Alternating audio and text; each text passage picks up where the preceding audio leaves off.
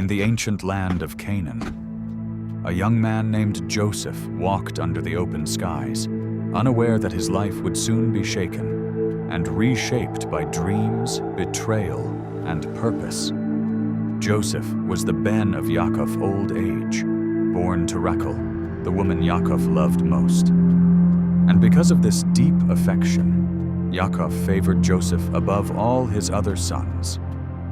To show his love, Yaakov gave Joseph a coat, not just any coat, but a long, flowing garment woven with many colors, vibrant, royal, and unlike anything his brothers had ever seen.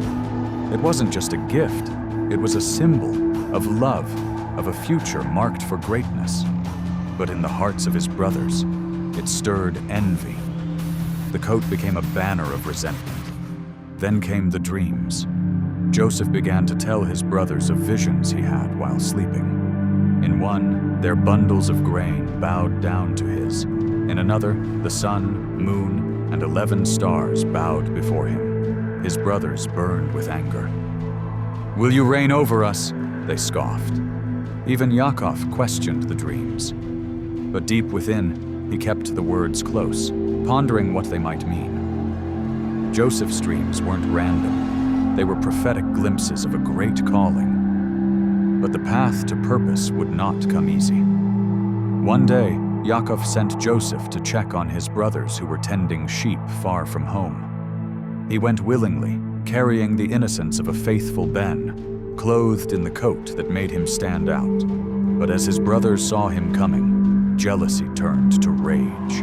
"Here comes the dreamer," they hissed, and before Joseph could greet them, they grabbed him, tore off his colorful coat, and threw him into a dry pit. They debated killing him, but instead sold him to passing Ishmaelite traders for 20 pieces of silver. They dipped the coat in goat's blood and brought it back to Yaakov.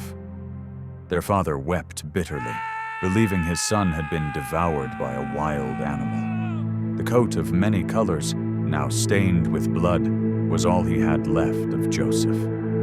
As the caravan carried Joseph away toward Egypt, his dreams must have felt shattered. Betrayed by his own blood, stripped of his identity, and sold as a slave. But Yahweh was with him. What others meant for evil, Yahweh was already shaping for good. Joseph's journey would take him from the pit to Potiphar's house, from a prison cell to the palace of Pharaoh. And in time, the very dreams that once caused strife would unfold in full splendor. He would rise to become ruler in Egypt. He would save nations from famine. And he would one day stand before his brothers, not with vengeance, but with chesed.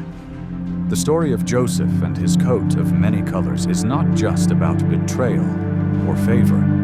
It's about purpose, about how Elohim takes what's broken and turns it into barakah, how he prepares us in secret places for greatness that only he can see. So when life strips you of what you thought defined you, remember Joseph, remember the coat, and remember the dreams, because no matter what it looks like, the promise still stands.